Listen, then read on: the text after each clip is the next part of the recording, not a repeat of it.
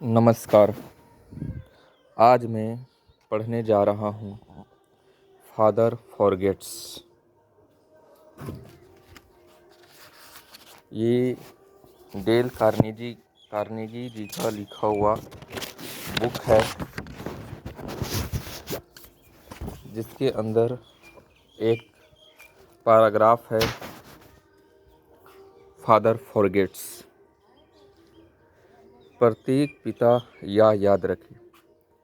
W Livingstone लार्नेट का। जरा सुनो बेटी, मैं तुमसे कुछ बातें करना चाहता हूँ।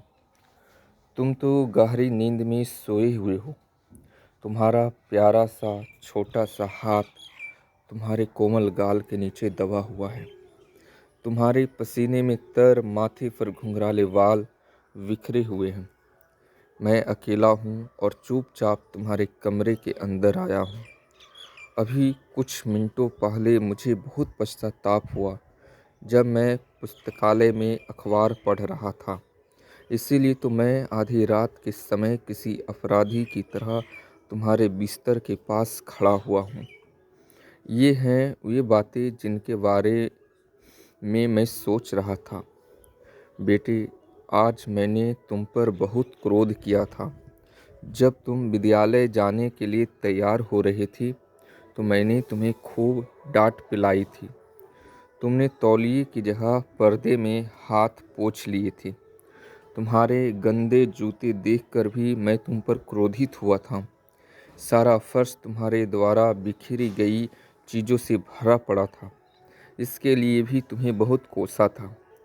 जब तुम नाश्ता कर रहे थे तभी मैंने तुम्हें भला बुरा कहा था, कारण तुमने खाने की मेज़ पर खाना बिखेर दिया था। खाते समय तुम्हारा मुंह खुला था और चपड़ चपड़ की आवाज़ आ रही थी। तुम्हारी कुहनियाँ मेज पर थी। तुमने टोस्ट पर कुछ ज़्यादा ही मक्खन लगा लिया था। केवल इतना ही नहीं, मेरे ऑफिस जाते वक्त भी जब तुम खेलने जा रहे थे और तुमने मुझे गुड बाय डैडी बोला था, तब भी मैंने तुम्हें गुस्से में टोक दिया था, जरा अपना कॉलर तो ठीक कर लो। ऑफिस से लौटने पर भी मैंने देखा कि तुम अपने साथियों के साथ मिट्टी में खेल रहे थे। तुम्हारे जुराबों में छेद हो गए थे और तुम्हारे कपड़े बहुत गंदे थे। मैं अपने क्रोध पर नियंत्रण न रख पाया और तुम्हारे साथियों के सामने ही तुम्हें अपमानित कर दिया था। पता है जुराबें कितनी महंगी हो गई है, कपड़े कितने कीमती है। जब स्वयं अपनी कमाई से खरीदोगे तब पता चलेगा। यही सब तो मैंने कहा था। और एक पिता अपने बच्चे का इससे अधिक दिल किस प्रकार दुखा सकता है। तुम्हें तो याद ही होगा कि रात को जब मैं लाइब्रेरी में पढ़ रहा था और तुम मेरे कमरे में आए थे तो तुम कितने सहमे हुए और आतंकित थे। तुम्हारी आंखों में झलक रही थी तुम्हारे सीने की चोट। तभी मैंने अखबार के ऊपर से देखते हुए पढ़ने में रुकावट डालने के लिए तुम्हें बुरी तरह झिड़क दिया था। कभी तो चैन से जीने दिया करो। और तुम दरवाजे पर ही मूर्ति बन गए थे।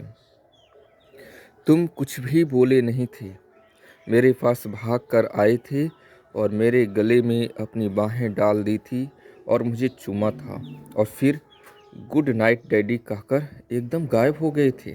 तुम्हारी नन्ही बाहों की पकड़ ऐसी मजबूत थी कि वह यह एहसास करा रही थी कि इतनी उपेक्षा के बावजूद तुम्हारे मन मंदिर में खिला प्रेम रूपी पुष्प अभी तक मुरझाया नहीं है। और फिर तुम सीढ़ियों पर जोर जोर से खट खट करके चढ़ गए थे। हाँ बेटी, इस घटना के कुछ क्षणों के बाद ही मेरे हाथों से अखबार छूट गया और मैं आत्मग्लानि में डूब गया। आखिर मैं ऐसा क्यों होता जा रहा हूँ? मेरी आदत डांटने फटकारने की पड़ती जा रही है। अपने बच्चे को मैं यह कैसा बचपन दे रहा हूँ? कहीं ऐसा तो नहीं है कि मैं तुम्हें प्यार करना छोड़ दिया है? लेकिन मुझे तुमसे कुछ अधिक ही आशाएं हैं और मैं तुम्हारे बचपन को अपनी उम्र के तराजू पर तौलने लगा। तुम बहुत प्यारे, सच्चे और अच्छे हो। तुम्हारा नन्हा सा मासूम सा हृदय तो चौड़ी पहाड़ियों के पीछे से उगती सुबह की भांति विशाल है। तुम्हारे अंदर तो बहुत बड़प्पन है, तभी तो इतनी डांट के बावजूद तुम मुझे गुड नाइट किस देने आया गए थे। तुम में कोई मैल नहीं है। यह रात बस इसलिए इतनी खास है मेरे बेटे। मैं अंधेरे में तुम्हारे बिस्तर के सिरहाने घुटनों के बल बैठा हूँ, लज्जित, अपमानित, तुमसे बहुत छोटा। यह तो केवल एक दुर्बल पश्चाताप है। मुझे मालूम है कि अगर मैं अभी तुम्हें जगाकर यह बताऊंगा तो तुम कुछ भी नहीं समझोगे, लेकिन मैंने सोच लिया है। कल से मैं तुम्हें प्यारा पापा बनकर दिखाऊंगा। मैं तुम्हारे साथ खेलूंगा, तुम्हारी प्यारी प्यारी बातें पूरे दिल से सुनूंगा, तुम्हारे सुख दुख सब बांटूंगा। अगली बार तुम्हें डांटने में पहले अपनी जीभ को अपने दांतों के नीचे दबा लूँगा। यह मंत्र हमेशा रटता रहूँगा। मेरा बेटा तो अभी बच्चा है, छोटा सा, प्यारा सा, नन्हा सा, मासूम बच्चा। अब मुझे अपनी इस सोच पर बहुत दुख होता है कि मैं तुम्हें बहुत बड़ा मानने लगा था, लेकिन आज जब मैंने देखा तो कि तुम कैसे थके थके मासूम से पलंग पर सो रहे हो, एकदम निश्चिंतता के साथ, तो बेटे मुझे यह एहसास हो गया है कि तुम अभी छोटे से बच्चे ही तो हो। कल तक तुम अपनी माँ की बाहों में झूलते थे, उसके कंधे पर सिर रखकर सो जाते थे। मैंने तुमसे कुछ ज़्यादा ही उम्मीद बांध ली थी, कुछ ज़्यादा ही। तो इस लेख का भी यही सार निकला कि लोगों की आलोचना करने के बजाय हमें यह जानने समझने की कोशिश करना चाहिए कि जो काम वे करते हैं उसके पीछे कारण क्या है। परिस्थितियों पर ध्यान देना बहुत रोचक व लाभदायक सिद्ध होगा। इससे माहौल हल्का फुल्का बना रहेगा। सबको समझ लेने का मतलब सबको माफ़ कर देना ही तो होता है। भगवान स्वयं आदमी की मृत्यु से पहले उसका निर्णय नहीं करता, ऐसा डॉक्टर जॉनसन का कहना था। तो फिर मैं या आप ऐसा कैसे कर सकते हैं?